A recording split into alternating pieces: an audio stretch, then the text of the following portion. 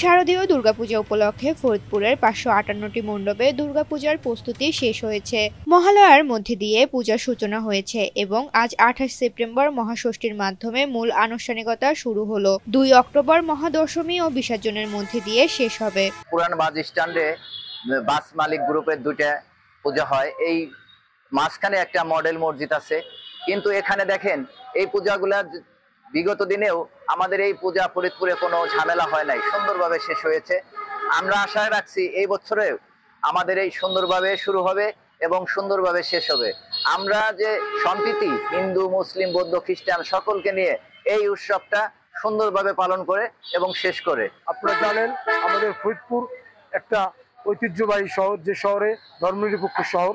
আমরা এখানে সবাই একযোগে একসাথে মিলেমিশে আমাদের এই দুর্গোৎসব পালন করি। তার বাস্তব প্রমাণ আমাদের পুরাতন বাস স্ট্যান্ড মডেল মসজিদ।